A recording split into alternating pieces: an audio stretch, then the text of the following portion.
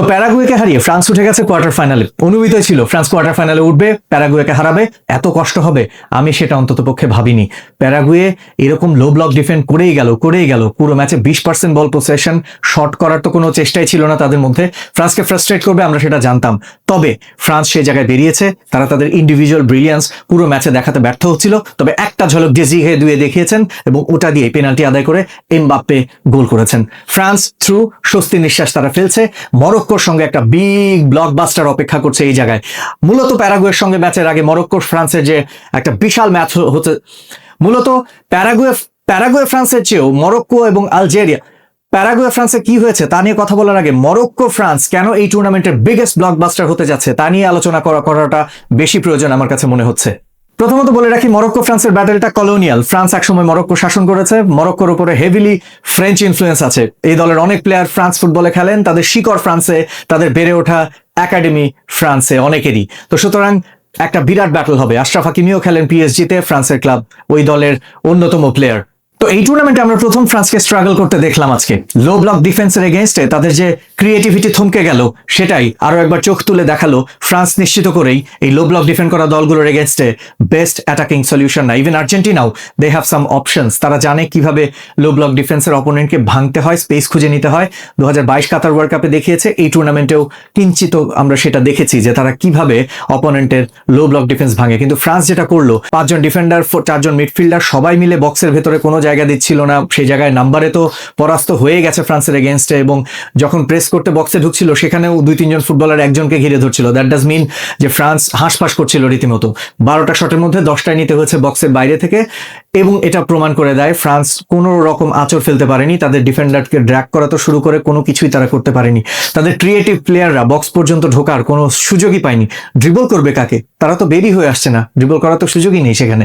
তো ফ্রান্স এবং মরক্কো যখন মুখোমুখি হবে, আপনি এক্সপেক্ট করতে পারেন একটা জিনিস, মরক্কো কখনো ফ্রান্স কি করতে পারে তার এগেইনস্টে ট্যাকটিক সাজাবে না। মরক্কো অলওয়েজ তারা তাদের নিজেদের গেমটা খেলে।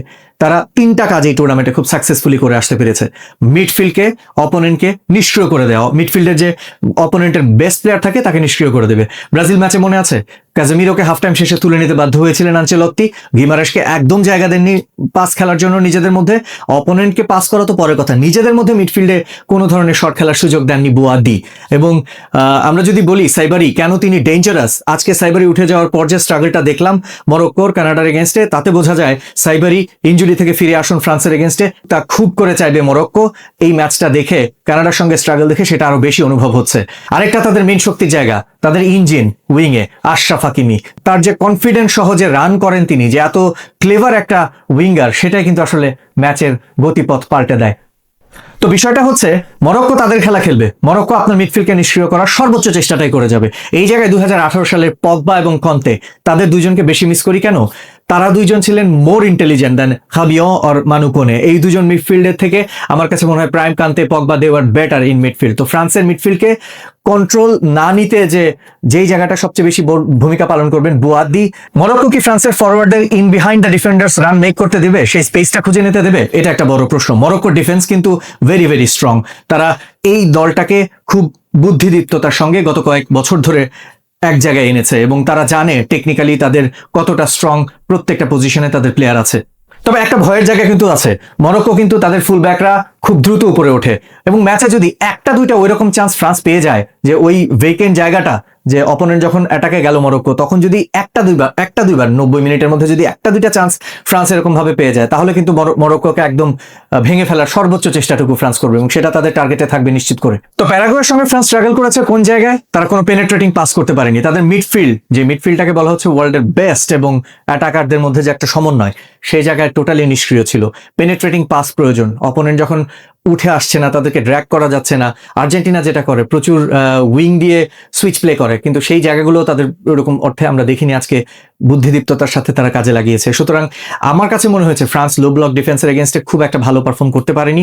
মরক্কো যদি সেই শেপে তাদেরকে কখনো আটকানোর চেষ্টা করে, সেটা হবে আরো কঠিন। কারণ মানে ফ্রান্সের ওই অ্যাটাকিং ফ্লোতে তারা খুবই চেষ্টা করে তাদের ট্রানজিশনে খুব কুইক ওঠার জন্য। এখন অপোনেন্ট যদি সেই ট্রানজিশনে সেই ব্রেকটা না দেয়, সেই স্পেসটুকু না দেয়, তাহলে ফ্রান্স কি করবে? তারা হেভিলি রিলাই করে এমবাপ্পে কিংবা ডেম্বেলে, তারা ওই ধরনের রান নেবেন, কিন্তু মরক্কো চাইবে ফ্রান্সকে এই জায়গায় আটকাতে। মরক্কো তাদের নিজেদের খেলাটা খেলতে বেশি পছন্দ করে। দ্যাট ডাজ মিন তারা প্যারাগুয়ের মতো এরকম বল হোল্ড করে নিচে থেকেই এইভাবে খেলার চেষ্টা করবেন, এবং সেটা যদি না করে এরকম অপোনেন্টসকে ফ্রান্স বেশি পছন্দ করে। একটা দুইটা চান্স ফ্রান্স কিন্তু আপনাকে একেবারেই ধ্বংস করে দেওয়ার মতো ক্ষমতা রাখে। তবে আমি বলবো ইনজুরি থেকে সাইবারি যদি ফেরত আসেন, সাইবারি, বোয়ার্ডি, উনাহি, ব্রাহিম দিয়াজের ক্রিয়েটিভিটি এবং আশরাফ হাকিমি, নুসাইর মজরাউই, তারা যা করার ক্ষমতা রাখে, এইবার ফ্রান্স এই টুর্নামেন্টে সবচেয়ে বড় যে ব্যাটেলটার মুখোমুখি হবে সেটা হচ্ছে মরক্কো। এই মরক্কোকে চাপ দিয়ে, এই মরক্কোকে আপনি নাম দিয়ে ভরকে দিতে পারবেন না। এই মরক্কোকে হারাতে হলে আপনাকে 90 মিনিটের মধ্যে যে সুযোগগুলো কাজে পাবেন সেগুলো যদি ঠিকভাবে কাজে না লাগান, তবে উল্টো আপনাকেই বাড়ি ফিরতে হবে।